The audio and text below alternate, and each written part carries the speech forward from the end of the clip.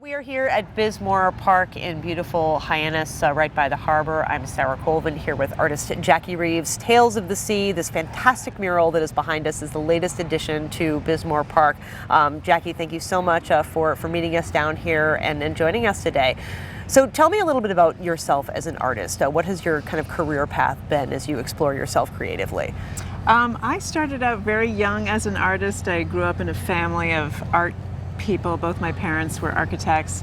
I had a family of 7 kids. My older siblings were interested in art, and that sort of set the tone for me at a very young age.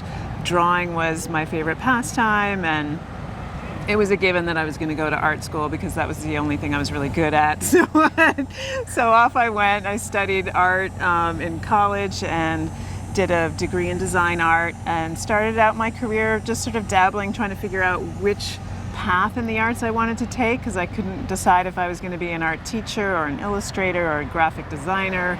There's so many different directions. So I kind of dabbled for probably 5 years at the beginning of my career in my 20s, testing out the waters in all these different areas. And in the end, these things all come around full circle. So even, I would try different things. I ended up settling on mural painting once I moved here to the Cape about 20 years ago. Accidentally fell into this career path of a friend of mine asking me to help paint a mural. My friend Chris Reverdy, a longtime friend, and we had a business for 15 years painting large-scale murals in homes and businesses and community organizations, and just anywhere from Boston to Provincetown. We were all over the place doing a lot of different styled murals for clients, and so that was a focus for a long time. And at the same time, I was also starting up an art center, and I still kind of was doing work with art education, teaching kids and adults. So I've had a real mishmash of different art experiences. Later in life, this is probably 5 or 6 years ago, I decided to go back to school again, and I got my master's degree in painting. Even though I had been painting all along, but I wanted to take a different path. And so now I've been on this new direction where I'm doing my own studio practice as an artist where I'm just searching out what my paintings are about for me, as opposed to working with a client. So Sure. There was a shift that happened for me about 6 years ago. And so that's where I'm at right now. So I practice in my studio, I make my own paintings, and have shows in museums and galleries. And Wonderful. Yeah. So what is that process like? And I'm sure working for clients for many years, they would give you an idea, you'd kind of help flesh them out. What is it like for you to kind of be able to come up with your own ideas? Do you find that there's a million ideas that come out, or it's challenging to come up with that, what am I going to do next? Yeah, it is a very different focus working for myself rather than working for a client, because there's usually, when you have a client, you'll have a parameter set, a framework that you have to work within that includes, budget and themes, and working with what the client ultimately wants in their mural, and coming to infusing your ideas. But ultimately, they own the ideas a little bit, and there's always that sort of relationship that needs to be developed. And this mural is the first time I'm doing one without sort of like a client. I mean, the town of Barnstable did commission the mural, but there was carte blanche, pretty much, do what you want. So I had to create my own framework, because when you have like all the options in the world around you, you just end up having to pick something to give you a direction. Sure. So I obviously responded to the environment where the mural was going to live, which is usually what I do with murals, is they're installations that are inclusive of the space around. And that's where the architecture background comes back into play for me with my architect parents. I'm used to being aware of the environment around you and how as a person you fit with the artwork that's taking up space. So, Sure.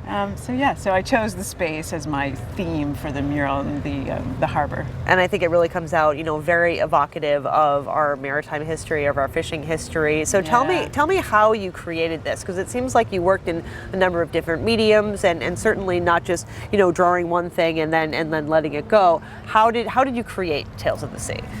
I started out by doing some designs on a smaller scale and layering, using a Photoshop.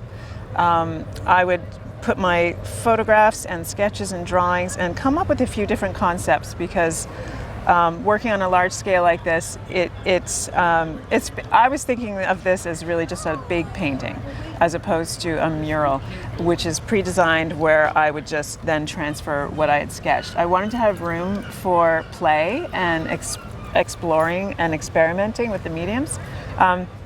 So I did decide on the main element first, of the fisherman being in the center of the mural, but then beyond that, I left the other elements a little bit fluid, so to speak, because I wanted to be able to respond to it as I paint it, because every time I've done a sketch, it never comes out exactly the way I think it's going to. I always end up having to deal with the scale shift from something so small. Once it gets big, everything changes, and so I'm like, oh, I thought that was going to look good here, but now it no longer does. So right. I just left room for the rest of the mural to have a place to move around, and also visually I find it more interesting to have layering and see things moving, and have the viewer experience the painter's process a little more by seeing how things shift, layering and building up and editing. Sure, and it looks like it's done on a number of different panels. Did you have everything kind of laid out in a row, or did you do each panel separately? I did have it laid out in a row. My studio was big enough to accommodate the width of this mural, but not the height. So the only pieces that I wasn't able to really see it all together until it got installed. So the top pieces I had to, I tried laying them out on my studio floor and got a little bit of it lined up and was able to see it, but it wasn't until it went up that I really saw the full effect of the height. But I could get the length. So it was really like working on a large scale painting. Right. Yeah. And stepping back and looking at this, I was looking at it before we started talking, and it really, you start seeing things as you're looking. You see the fishermen, and you see whales, and you see the sea, and you really kind of feel like almost you can jump inside of it, and really all of these images are almost spinning around. And so is that what you imagined when you imagined it here at Bismore Park, and people looking at it, maybe taking a look at it and walking by, or maybe be encouraged to stop and say, I need to look at this for a little while? Right, that's what I was hoping for, having the impact of the big image of the fisherman, so that from a distance you get that sort of immediate graphic wow pop sort of feeling, and then I wanted there to be another layer of discovery once you get closer, that the longer you sit with it, there was like slowly revealing other things that would be seen in the mural if you give it a little bit of time, like any artwork that holds you a little bit longer. That's why it was important to me to have some hidden imagery, some things that you might not notice right away, and then you'll go, oh my gosh, I didn't even see that part. So then you can also, if you come back many times, you might see something a few visits later that you didn't notice on the first look. So with a project like this, with so many different elements to it, how do you know when you're finished? How do you know when it's complete? That's a good question. That's when deadlines are handy. That's when it's finished, when you have to deliver. Because obviously I could spend a lot of time and just continually move things around and edit and play, and deciding when it's done is really when I decide I'm happy with it, and it's to a point where I'm pleased with the end result. So, and I was pleased, so it was done. Wonderful. Any special measures taken to protect it from the elements? It's going to be outdoors. Yes. And obviously we have winter coming. So these are painted on aluminum panels, so there's no moisture issues of like wood panels would normally warp with time. So these are like signage material, and then I use exterior grade latex paints, which are also higher grade paints that are meant for mural painting or faux finishing, so they don't fade over time. But then as an added extra element, I put a clear coat, which I'm going to be putting on today, just a clear coat finish that gives it an extra protection from any dirt or anything that might get added to the mural that we don't want to keep, so it can be washed. And also gives a little bit more UV protection. Absolutely, so important. So what was your favorite part about working on this project? This scale. I love working large, and I had painted murals for so many years, and I was used to being on ladders and having big gestural movements when I paint. But lately I had been painting on a smaller scale, so for me the best part of this was the scale of it, and being able to really splatter paint, get very physical, and reach up high, and there's a lot of dribbles and drips, and So it was just a very physical experience for me that I enjoyed that. Wonderful. Yeah. Excellent. Well, Jackie, thank you so much. It was a pleasure to meet you, Thank and I'm you. so excited to have this beautiful art down here at Bismore Park. I really appreciate it. Well, I appreciate it too. Thank you. Thank you so much. Jackie Reeves, of course, the artist behind Tales of the Sea, right down here on display at Bismore Park at Hyannis Harbor. I'm Sarah Colvin.